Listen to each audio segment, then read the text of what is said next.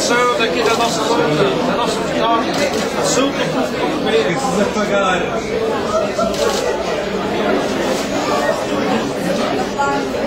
Tá bom, sim, senhor.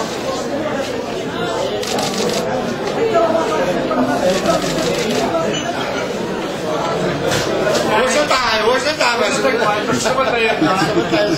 Sim, senhor, vou dar vai, vai. O dia 23 tem força. Sim, senhor. E olha que eu digo qual, força.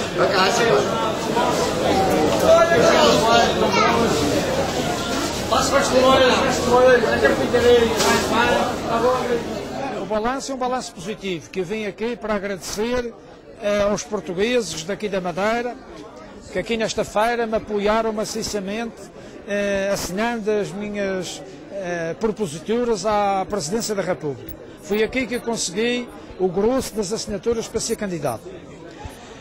E agora queria aproveitar para dizer que a minha candidatura não é uma candidatura regionalista, como à primeira vista certa imprensa próxima do Dr. Cavaco anda por aí a afirmar.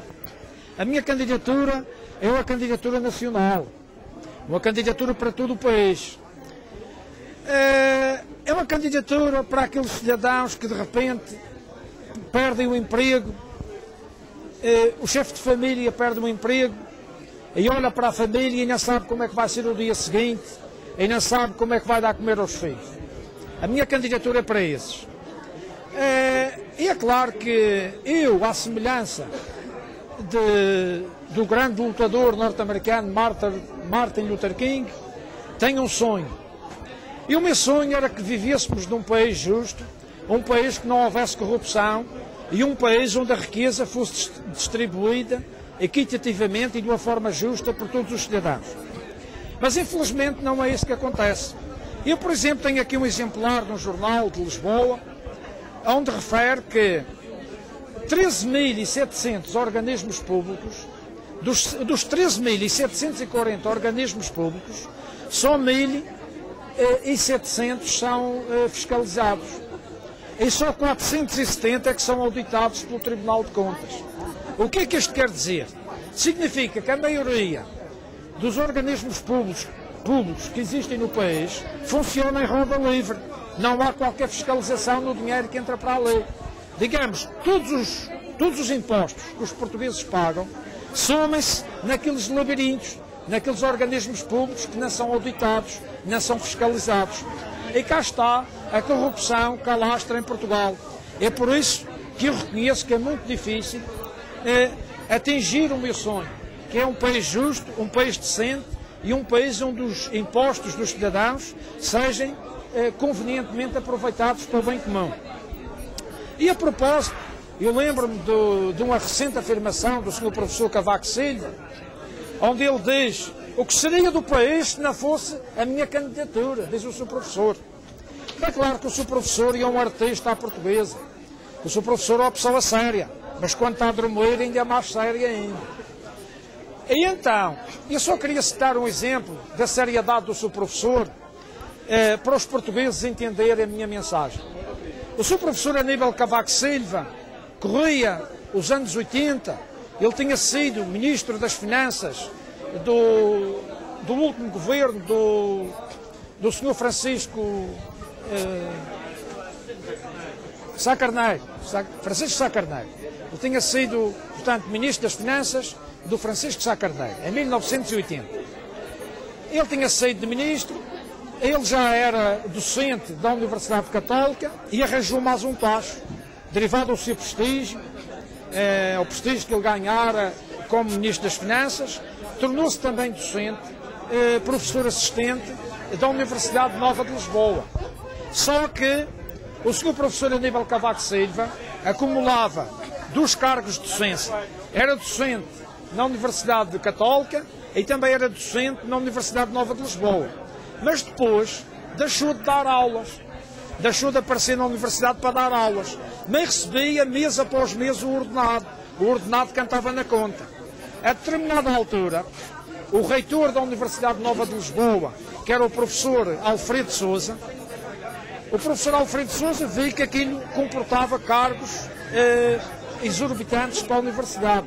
e decidiu instaurar um processo disciplinar ao professor Aníbal Cavaco Silva, na medida que o seu professor recebia sempre o dinheiro entrava na conta e ele nunca aparecia na Universidade Nova para dar aulas. O que acontece é que esse processo disciplinar, instaurado pela reitoria da Universidade Nova de Lisboa, deu entrada no Ministério da Educação. Mas, como quem estava à frente do Ministério da Educação era o professor João de Deus Pinheiro, esse inquérito, portanto, esse processo, acabou arquivado, desapareceu. Nunca mais ninguém falou nesse processo, não é verdade? E pronto, o senhor professor continuou a sua vida, foi primeiro-ministro e, portanto, acabou por agraciar o senhor professor João de Deus Pinheiro com alto cargo nos governos dele, nos seus governos que seguiram na década de 80 até 1985. O senhor professor João de Deus Pinheiro continuou a ser Ministro da Educação e depois passou a ser Ministro dos Negócios Estrangeiros. O que acontece é que ele cometeu uma série de gafes, acabou por ser substituído e despachado também com o compadrio do senhor engenheiro Cavaco para Bruxelas, para eurodeputado. Mas também a carreira do senhor professor João de Deus Pinheiro tive uma série de incidentes desagradáveis, porque o senhor professor em Bruxelas não se interessava pelas questões do Parlamento Europeu, nem pelas questões dos portugueses. Queria andar lá a jogar golfe. De maneira que aqui vimos o compadrio e o tráfico de influências. Como é que se pode admitir um senhor que se proclama modelo da virtude e que o país não pode viver sem ele ganhar as eleições, e ele esteve a receber, sem trabalhar, digamos, ordenados da Universidade Nova de Lisboa, até o ponto da reitoria da Universidade decidir e lhe mover um processo que estavam a pagar, ele nunca dava aulas. Portanto, como é que o senhor professor Cavaco Silva tem que explicar esta situação aos portugueses? Como é com um homem que se diz sério, que se auto-recomenda para ser o alto magistrado da nação e que diz aos portugueses, se não for ele, é o dilúvio.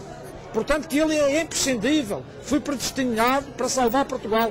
Como é que ele explica, não é verdade, essa situação, digamos, de acumulação de ordenados e o mais grave, de um trabalho que ele não exercia? E isso é uma situação muito grave e isto espelha o que são os artistas à portuguesa. Portugal está cheio de artistas à portuguesa, de Alves dos Reis, uns maiores, outros mais pequenos. Mas é este o facto que se verifica no nosso país. E é por isto que a nossa economia está sempre de rastros. E é preciso os portugueses escolherem um candidato, mas um candidato que se oponha a esta ladrolagem, que isto é tudo um oportunismo. Estes políticos que têm governado o nosso país só nos têm desgraçado, meus amigos.